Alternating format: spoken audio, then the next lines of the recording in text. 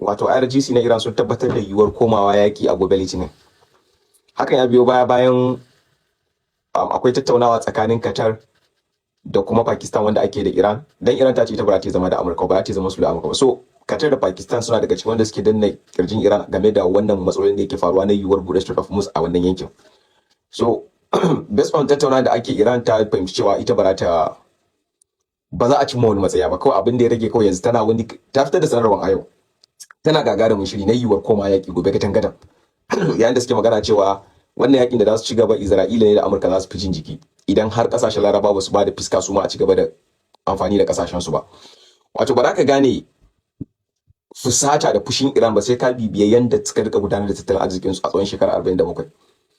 Wato Iran ya zama takunkumi yayi kamari, ka gane ba su da yanda suka iya su tafiyar da al'amuran kasan su. Iya abin da Iran fa suka yi shine domin kar su tsawwala ma 'yan kasan su sha wahalan matsalan da yake ciki, duba da irin takunkumin da Amurka ta saka musu matattalin arzikin su.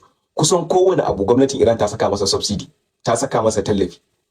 Gas ne, hatta gas da zaka dafa abinci wanda muke zuwa mu refilling gas da wasu hawa, Iran ta supply ɗinsa, pipe ne zai bi har gidanka zaka ja shi. Zaka ga a wata BP da aka na girki fa da ruwan zafi komai da aka bai fi a wata ka biya naira 400 ba a kudin Najeriya. An abin da zai maka zafi naira 1000 Najeriya shine naira 30,000 a kudin Iran. Amma a haka zaka biya naira 400, to in ka convertin kudin Najeriya bai fi ka biya naira 50 ba misali a wata. Saboda kar 'yan kasan su fuskanci wannan tsananin rayuwa, me yasa da zaran suka sa 'yan kasan su ba su fuskanci tsananin tsadar rayuwa ba, ka gane za su samu nutsuwa. Idan rayuwa bai maka tsanani ba za ka samu nutsuwa, da zama akwai tausayi tsakanin ku, zai zama akwai lissafi, ba za ka rika yanke hukunci cikin fushi ba, za ka zama mai nazari saboda rayuwanka a natse yake. Amma in akwai tsadar rayuwa, fusata zai yawa, matsaloli sun maka yawa, ba za ka tsaya kana tunani a matsayinka na dan adam mai hankali ba, za ka na abu ne biri saboda akwai fushi, akwai tsananin rayuwa, kamar yadda muke gani yana faruwa a Najeriya.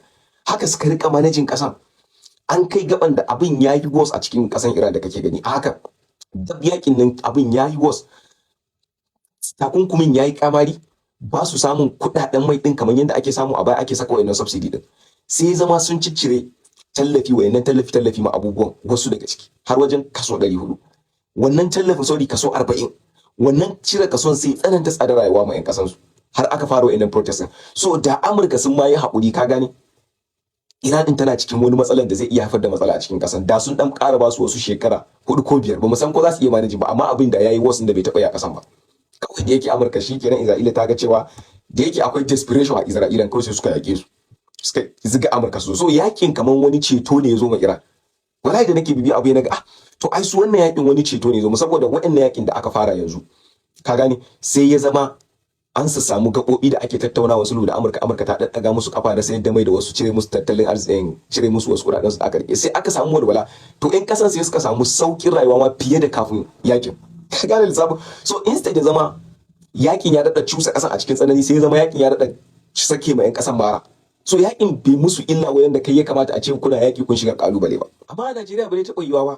Ka duba a irin wannan tsananin economy din suka ba ma ilimi muhimmanci, suka tabbatar al'umman su sun rage musu radadin talauci ta fiskan subsidy, sai suka yi amfani da wannan damar suka ba ma al'umman su ilimi, suka ba su ilimi, suka yi kere-kere, suka samu kimiyya. Bayan sun samu ilimi suka samu kimiyya da makamai masu dumbin yawa, da yanda za a kirkira makaman, hanyoyin kirkira makaman da mugun yawa. Bayan an yi da aka shigo filin daga sai suka ce su da Allah suka dogara, ba wani nasara in ba daga Allah ba. Ka fahimci bambancin tunani biyu game da dan Najeriya, dan Arewa da kuma dan Iran. Suna cikin kunci, suka sauƙaƙa rayuwa ma al'umman su, suka inganta ilimi, suka inganta kimiyyar su. Sannan da gaban yakin ya zo da ake buƙatar a yakin, suka sadaukar da rayuwar su, suka ce nasara Allah ne kadai zai iya sa su yi nasara. Duk ba da duk wani abun da suka yi. Kai a Najeriya fa in aka maka magana sai ka ce ai waɗannan azzaliman mun bar su da Allah, akwai Allah, duk abin da aka ce maka Allah an gama komai. Ka tashi ka taimaki kanka, ka nemi ɗaukin Allah a process ɗin kaki. Wani hubbasa, wani yunkuri kai ka cire kanka a wannan matsala. Idan kai yunkuri kai hubbasa sai ka nemi taimakon Allah, sai ka nuna kai karfin ka bare iya maka ba, Allah ne, amma kuma zaka gwada. Ba zama suka yi suka ce saboda America azzaluma ne ta haɗa kai da kawayensu su sun bar mu kowa Allah ba, Allah zai musu. Ba haka suka yi ba. Suka yi ilimi, suka inganta kimiyya, suka kera makamai, suka inganta fasahar su ta fiskan yaki, sannan sai suka ce to wannan yakin da muka zo yanzu fa bayan mun gama duk wani abin, Allah ne kadai zai iya ba mu nasara. Kuma Allah ya ba su nasara saboda me yasa lokacin da aka kashe shugaban kasar su Ayatollah Khamenei, inda yanzu a ce maka basu dogara ga Allah ba, Allah zai iya cire musu wannan nutsuwa composure da suka samu na fuskanta yaƙi nan, sai ya karyar musu da zuciya su ji tsoro ya shiga zuciyarsu, duk wayannan abubuwan da suka haɗa bare musu amfani ba. Amma da suka yi wani yunkuri, suka yi wani hoɓɓasa, sai suka mika nasarar ga Allah, sai Allah ya kawo musu ɗauki ta fiskan ba su nutsuwa a gaban da ya kamata a ce rudani ya shiga zuciyarsu, a gaban da ya kamata a ce tsoro ya shiga zuciyarsu. Amma kai a Najeriya ba abun da kai, sai an yi magana ka ce ai Iran ta samu shugabanni. Ka je ka duba 1979 lokacin da Turawa suka zo suka saka musu azzaluman gwamnati take azabtar da su, aka eba duk tattalin arzikin mai refineries sun su ya dawo karkashin Amurka kamar yadda Iraki take fuskanta. Me suka yi? Kasan gaba ɗaya suka tashi suka yi revolution, suka kifar da gwamnatin. Shi Khamenei su na farko ina ba a kasan yake ba saboda an kore shi saboda zalunci da aka yi Iran. Rashi ya tafi ko ina ne. Da aka zo suka kifar da gwamnatin, suka kore ta, suka ce su ba su yadda ba.